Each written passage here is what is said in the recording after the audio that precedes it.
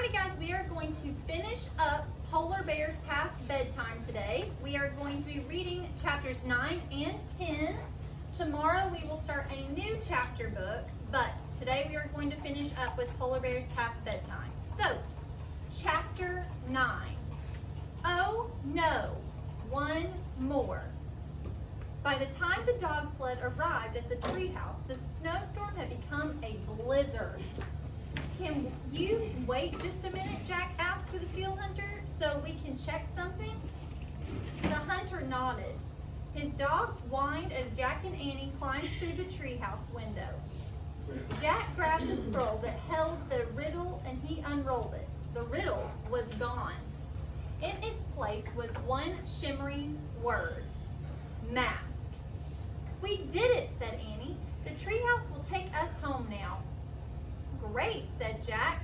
Let's say goodbye to the seal hunter and give him back his clothes. They quickly pulled off their sealskin clothing and their boots. Thanks for letting us borrow these, Jack called through the window.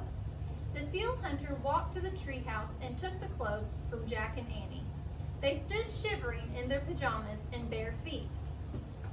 Thanks for everything, said Annie, her teeth chattering. The seal hunter gave them a wave. Then he walked through the swirling snow to his sled. Mush, he shouted. The dogs took off through the stormy night. Let's get out of here, said Jack, and he hugged himself. Before we freeze to death. Annie grabbed the Pennsylvania book that always took them home. She pointed to a picture of the Frog Creek woods. I wish we could go there, she said.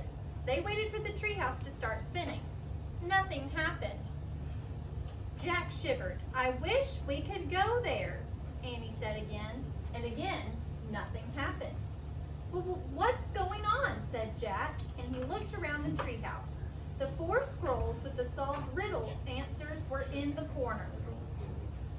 Then he saw it, a 5th scroll. Where did that come from, he said. Jack grabbed and unrolled it. On it were the words, look at the letters, the first, not the rest. Discover the place that you love the best. Oh no, said Annie, another riddle. Okay, let's stay calm, Jack said, shivering. Look at the letters, the first, not the rest. Okay, the first letters in this riddle are L-A-T-L-T. That doesn't make any sense, Annie broke in.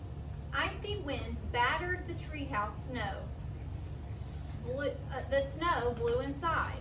We have to hurry, said Annie. Jack was freezing. He looked around wildly.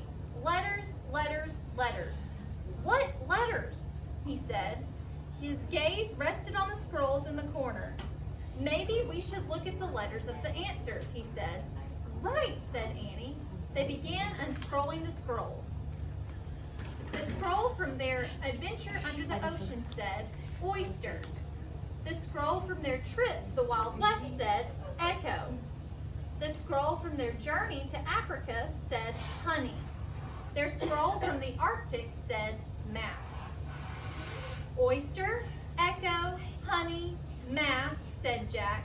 Their first letters are O-E-H-M. That doesn't make any sense either, said Annie. Yeah, but maybe we have to unscramble those letters, said Jack. O-E-H-M. They could spell chemo or miho, said Jack. Or home, said Annie. That's the place we love the best. Jack unrolled the 5th scroll again. The riddle was gone, and in its place, one shimmering word, home. Yay, cried Annie, and she grabbed the Pennsylvania book. I wish we could go home, home, home. The tree house started to spin. It spun faster and faster. Then everything was still, absolutely still. Chapter 10, Master Librarians. Warm air washed over Jack, and it felt wonderful. You have succeeded in your quest, said a soft, soothing voice. Are you glad to be home? Jack opened his eyes. Morgan Le Fay stood in the moonlight. Yes, he said. "We solved all our riddles," said Annie. "Indeed," said Morgan. "You have proved that you can find answers to very hard questions." She reached into the folds of her robe and took out 2 thin pieces of wood. "A magic library card for each of you," she said. She gave one to Annie and one to Jack. "Oh man," said Jack, feeling the card. The wooden card was as thin and smooth as an ordinary library card. On its surface shimmered the letters M and L. "These are your master library cards," said Morgan. "You are the newest members of the ancient society of master librarians." "What do we do with them?" asked Jack. "Take them on your future journeys," said Morgan. Only a very wise person or another master librarian will be able to see the letters. These will be the people who can help you now." "Wow," said Annie. "Can we go on a mission right now?" "Now you must go home and rest," said Morgan. "I will come back for you soon." Jack and Annie put their secret cards in their pockets. Then Jack took out the Arctic book and put it with the other books. "Goodbye," he said. "See you soon," Annie said to Morgan. And Morgan gave them a little wave. Jack and Annie climbed down the rope ladder. As soon as they stepped onto the dark ground, they heard a roar. They looked up and they saw a blur of wind and light high in the oak tree. Then all was silent. Morgan and her magic treehouse were gone. Jack reached for his magic library card. When he felt its tingling warmth, he knew that amazing adventures lay ahead. "Let's go," he said, and he turned on his flashlight. "The woods don't feel scary like they did before," said Annie as they walked through the trees. "I'm not afraid anymore." "Me neither," said Jack. "Hey, the darkness is like a mask," said Annie. "Yeah," said Jack. "It hides the day, but it brings out your courage." They came out of the woods. Jack saw their house in the distance. It looked warm and cozy. The porch light glowed and the moon shone overhead. "Home," he whispered. "Home," said Annie, and she started running.